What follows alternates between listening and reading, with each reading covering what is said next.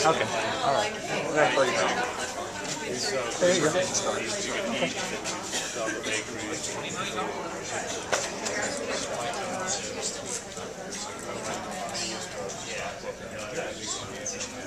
Hello, everyone.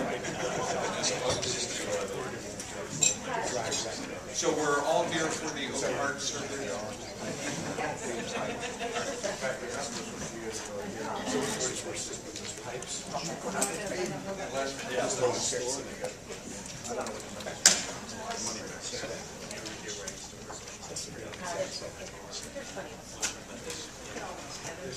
So the last one in is buying the beer. So.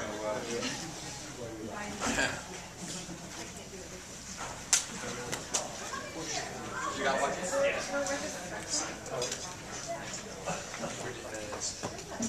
Hello, everyone, and thanks for coming out. This is the social media panel, and today we're covering how the little guys can take on the big guys and win using social media. A little bit about myself. I'm Todd Herschberg, also known as That Guy. If any of you use LinkedIn, you've probably come across me. I'm the 31st most connected person on the planet, according to them. That, you know, $1.20 will get me a small coffee. I also run several very large networking organizations. I'm active on Twitter, on Facebook. So pretty much anywhere you go, you're going to stub your toe against me. And we pulled together a fantastic panel, and I will let each person introduce themselves. Please keep it brief, because big panel, a lot to cover, not a whole lot of time. And let's start with Mark down at the end. I'm Mark Babbit, CEO and founder of U-Turn. U-Turn connects emerging talent with startups, small business, and nonprofits in mentor-based internships. Teri. Teri Thompson, author, educator, and social media marketing advisor. Beverly, Macy, and I co-wrote this book with McGraw-Hill, Power of Real-Time Social Media Marketing. I came background in entertainment with broadcast networks, and then the media agency initiative, IPG Global, and have worked on a variety of campaigns. The guy in the middle gets to pick up the microphone. Hey everybody, my name is Robert Kiraz. I'm the co-founder and CEO of VOKLE.com. We're a video streaming service that enables anyone to broadcast their video to a virtual auditorium and take live video calls from the audience. So sort of like Ustream, but you can actually have a conversation with your audience. My name is Wayne Lamb. I'm the co-founder of Wahoo's Fish Taco, a nice little chain of fish taco restaurants in SoCal. I've been in business 23 years, and just like the title says, we don't use a lot of traditional media. We use a lot of the old school networking, which is now a huge part of the social media. And in my spare time, I teach at Concordia University's MBA program, marketing, and I'll soon be starting to teach at Chapman as well. Okay, and I'm Beverly Macy. I'm the CEO of Gravity Summit, Inc. Gravity Summit does social media, real-time social media marketing events and strategic advisory work in the social media and marketing space. I teach at UCLA, social media marketing and global marketing, and that's enough for now. I do a lot of other things too. That's a good start. Basically, one of the things that we're going to tackle today are our little case study. Oddly enough, we came up with this title before we realized we were going to be having Wahoo Fish Taco here. We're going to be comparing Burger King with Koji Barbecue Taco. Just a couple of little facts here. If you look up here, you'll see that Burger King, 12,000 locations around the world. And Koji has 5 trucks and a bar. Burger King, 73 countries. Koji, 2 counties. Burger King, $2.5 billion in revenue. Koji about 2.5 million. 39,000 corporate employees versus less than 100. And yet, 9,500 Twitter followers for Burger King globally. And Koji, 85,000. Just a little something to think. Which of these two do you think is using social media a little bit better? And since we've got Wing here, you probably have some insights into this that the rest of us don't. So let's talk about, what are they doing right? Well, bottom line is, when you don't have money, you gotta get creative. And we've been doing it for a long time. Just to give you an idea, last year we did sponsor the Orange County Marathon's 5K, 1,700 runners. This year we sponsored it again. We had some of the folks here on the panel with me, and just using social media to market the fact that, Wahoo's kind of is a fun brand in Orange County. We had over 4,000 runners this year. Now, how do you do that without any money? You got to be creative. And, everybody else here, although not necessarily in the same market, you probably have some ideas. Anybody else? What are they doing right? They're talking to their customers, and they're listening to their customers, and they're looking at the lifestyle of their customers. And so that's what is so key about social media, is that's the missing link that's always been there between brands and their customers. And so they're really taking the time to make their customers feel like they're part of the conversation and be truly part of the conversation. Does everybody know what Koji barbecue truck is? Who doesn't know? Okay, so it's a food truck, like the old, what we used to call, some of the people in my generation, sorry to say, we call them the roach bitches, right? And they really reinvented an industry, almost single-handedly. Now we see food trucks everywhere, gourmet food trucks, ice cream food trucks, donut food trucks, right? And they're lined up in Los Angeles on Wilshire Boulevard. They fight for space at lunchtime because that's so popular. But what Koji did was they took the food truck concept. They had no money, they had just the truck itself, and they used Twitter 100%, and Facebook some, and MySpace, but primarily Twitter, and they began to broadcast where they were going to be. So they'd say, we're going to be at this nightclub at 1 o'clock in the morning on whatever street, and people started lining up. There's a video of them in the early days of 2008 and 9, in the Wall Street Journal. You can search on Koji in the Wall Street Journal, with 500 people lined up waiting to buy a taco from a food truck. Now, this was unheard of 2 or 3 years ago. That was crazy to see people waiting in line for a food truck. And they did it all through Twitter. All of it, 100%. And that's what put them on the map, and that's why they became famous. As well as they had good food, they delivered good content. Content is king. They delivered good food. But they made it a kind of an in-crowd idea, that if you knew where they were, you could go follow them. Now all the food trucks do this, but this was really revolutionary. But it's an indication of a completely different mindset, as Todd is showing there, with the kind of corporate environment, which, by the way, Burger King makes a lot of money, and they have a big organization and whatever. But if you're an entrepreneur and you're trying to get started in any industry, you've got to look for new ways to do things and new ways to get your word out. So that's the reason this example is so compelling, I think. Now, honestly, I do have to defend Burger King very slightly here. They have been spending most of their advertising and marketing dollars not on Twitter. They have been spending a lot more money on Facebook. In fact, they had a huge, wildly successful campaign that was so successful it almost got them kicked off of Facebook. They came up with this really nifty idea. Hey, you've got 100 friends on Facebook. Tell you what, if you get rid of them, we'll give you a free Whopper. What? And your friends would then get a little message in their inbox saying, you have been traded for a Whopper. As repulsive as that sounds, it did gain them almost 1 million followers. They have since grown almost 0 new people because just about every campaign they do will take them about 6 months of running it by legal and marketing, and because they cannot risk having this, being punished quite that severely again. Other than that, what else are they doing wrong? And it's not just Burger King. I mean, we all make mistakes doing social media things, but What are they doing wrong? Let me see. So Mother's Day just passed, and so I went on the Burger King Twitter page, and this is what they do wrong. I saw a tweet on their Twitter page that said, Happy Mother's Day to everybody. Here's something that you can share with your moms. And it's a link. So I thought, well, okay, this should be sweet. I click on it, and it's essentially just this commercial image of a big juicy burger.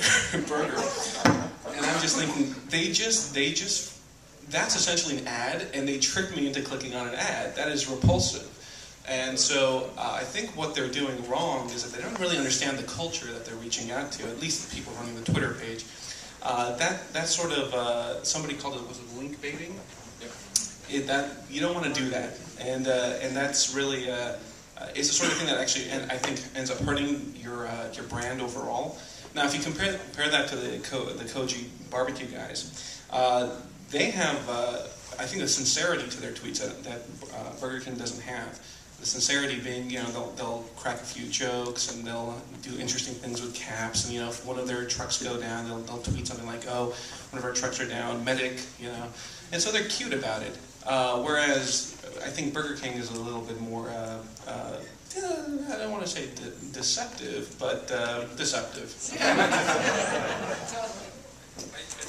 think it might even go one step further past that. I think it's a top-down issue.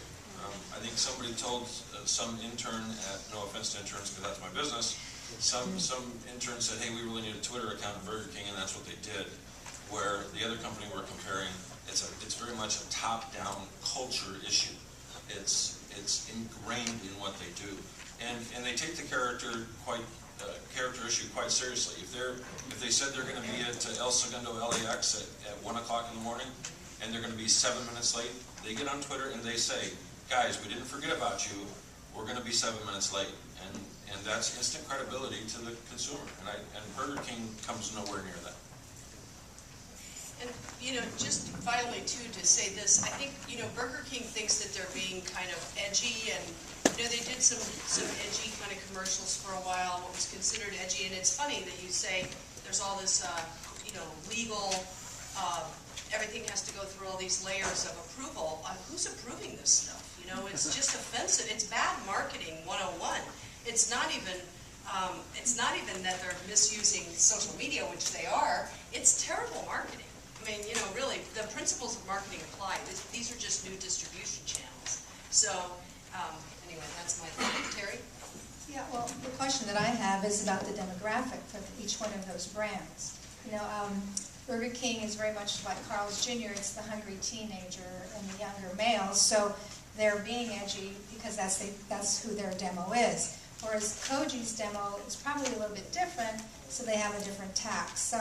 But the thing about the Mother's Day, that could have been done very comedically and more effectively and targeted, but obviously there wasn't a lot of thought that went into altering its demo to fit for the occasion of Mother's Day. So there's a little bit of, there's not a lot of clear, directed thinking that's going on.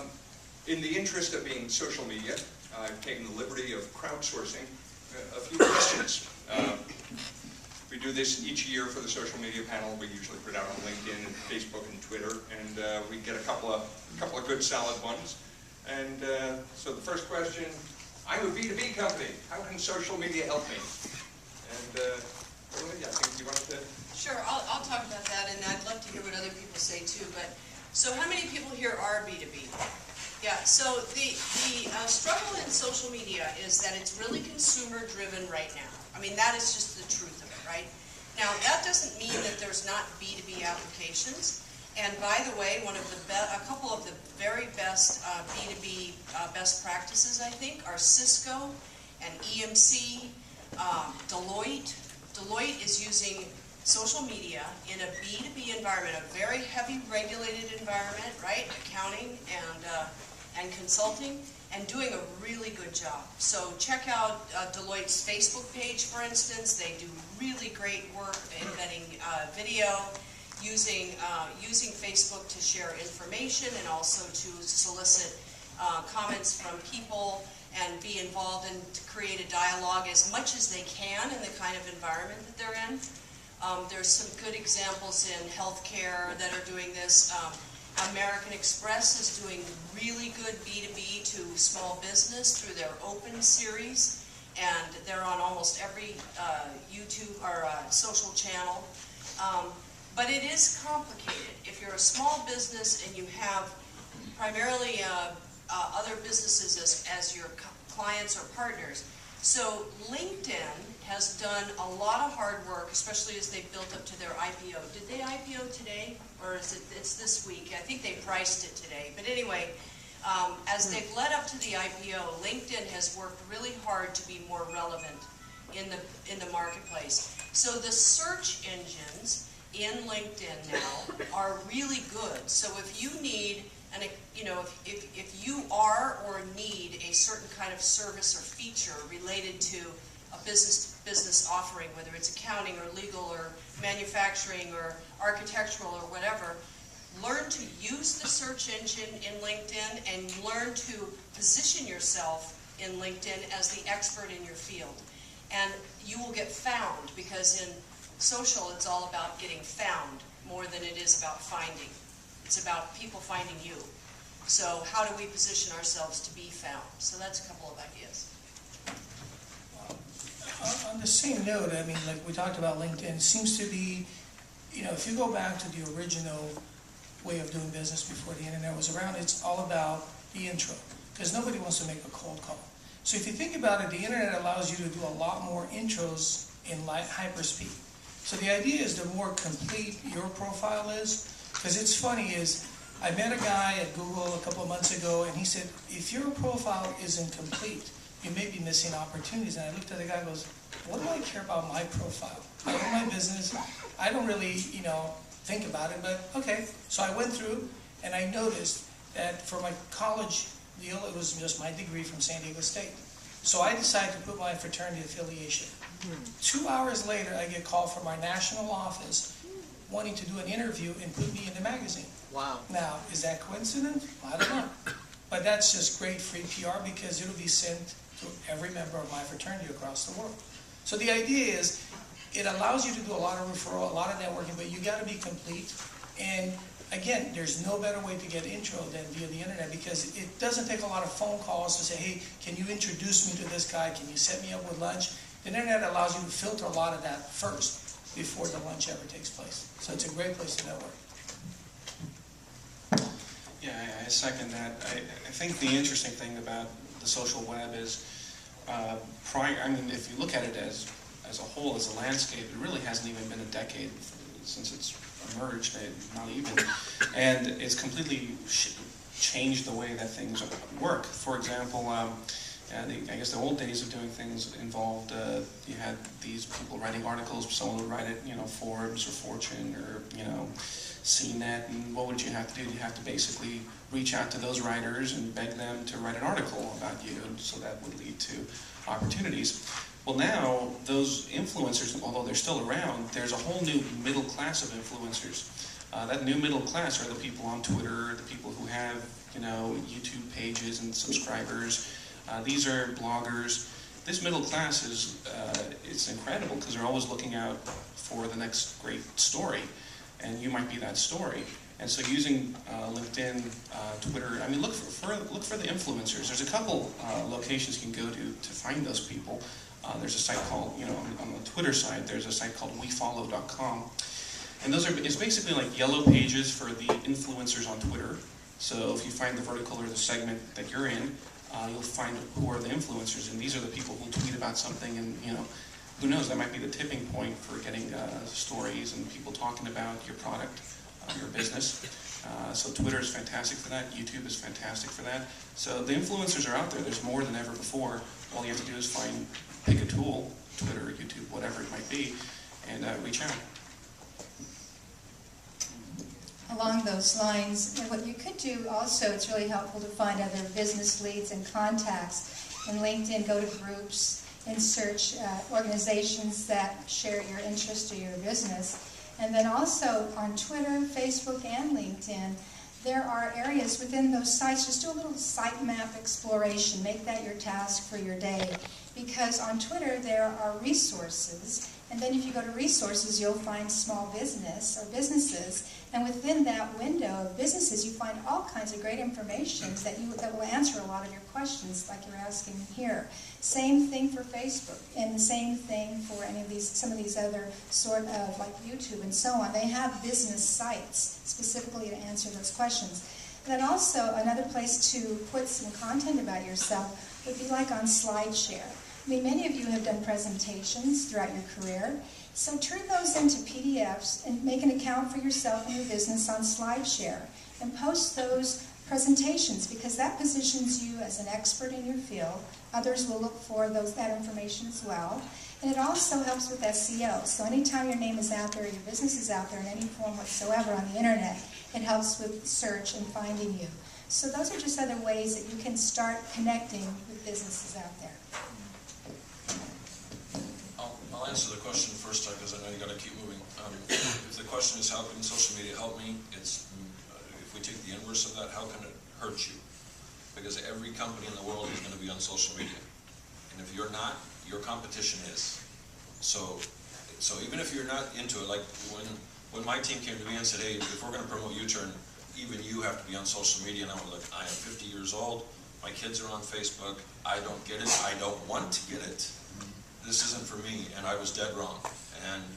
And sure enough, as competition comes into the market, we see them emulating what we're doing. So our competition is certainly on social media. And here's what finally helped me get through my objections. And I just had to have a little definition. It's almost a cliche now, but Facebook is where you go to find friends you already know. Twitter is where you go to find influencers you want to know. And LinkedIn is where you find a job. So if you just break those three things down, it actually makes your job a lot easier in deciding where you're going to go with what marketing message in which medium. Okay. Next question. We have so many people using social media for promoting their companies. How do you stand out from the crowd? And why don't we start down at Mark? Okay. And somebody already said it.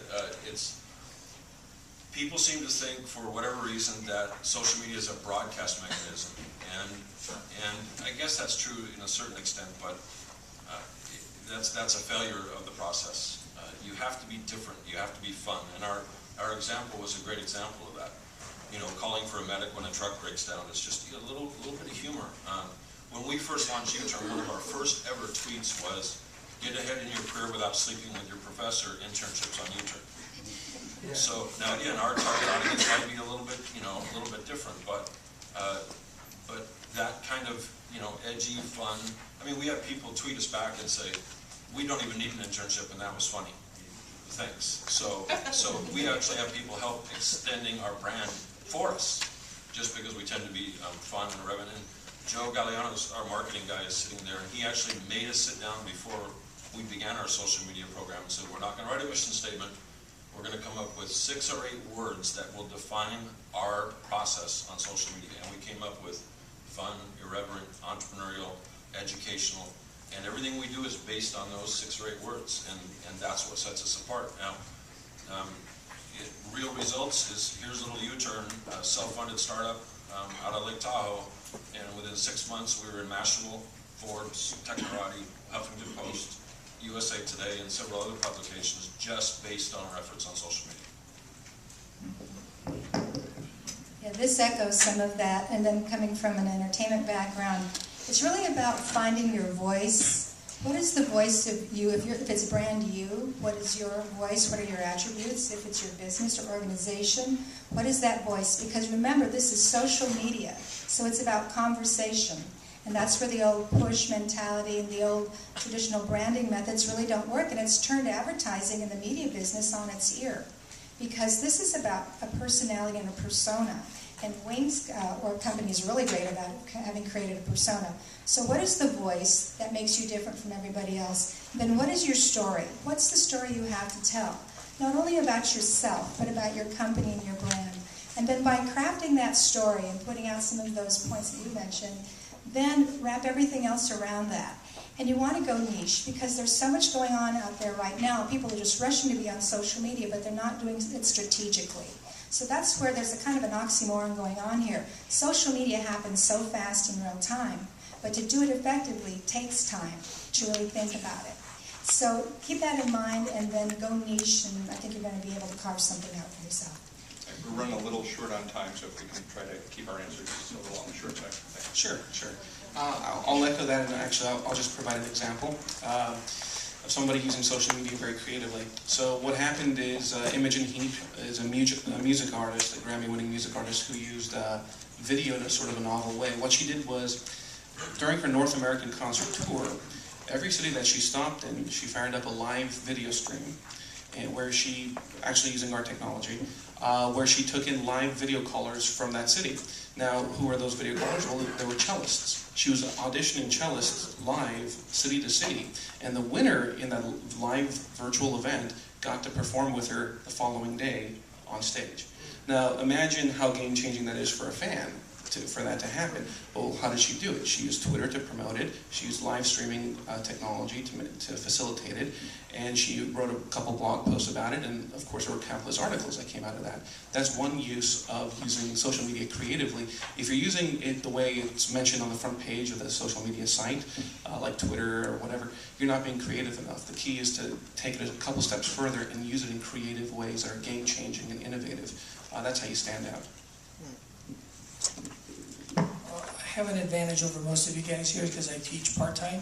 So what I did, which is completely off the wall, is I basically turned my students into interns. So I got them for the whole summer because that's who the kids want to talk to. They don't want to talk to a creepy old guy like me.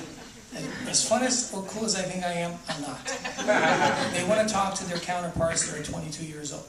So I got 9 of them for the summer. I got a great lineup, and the students are fully engaged because they want to come to the events that I give them access to, and they're going to do all the tweeting, Facebook, and everything for me. It's awesome. So I like to teach with Michael Porter. A lot of people know Michael Porter from a long time ago, and 1980, he wrote the book Competitive Strategy. It's one of the best books ever written about the competition and how to do this, and he has a whole section and white papers and all kinds of worksheets, etc., on differentiation. The social channels are just that, they're channels. They're not differentiators in themselves, and pretty soon everybody will be there. So really it's about understanding differentiation from a fundamental strategic standpoint and then implementing against that. Who are you anyway without social media? What makes you different, unique, good, better, faster, cheaper, whatever. And then we can take that out into the social channels. Next question. Small business, how do we create content? And I should have asked this one to Mark, because interns are always a great way to do it. But Teri, why don't you tackle this one?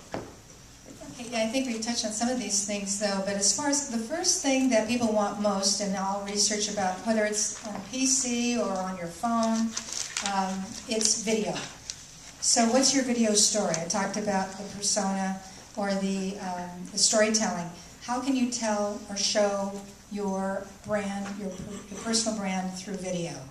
And it may seem like you think, oh, I don't have a great big story to tell, but there are some wonderful examples. There's a company called Vinylize, and Beverly knows this woman who's done it.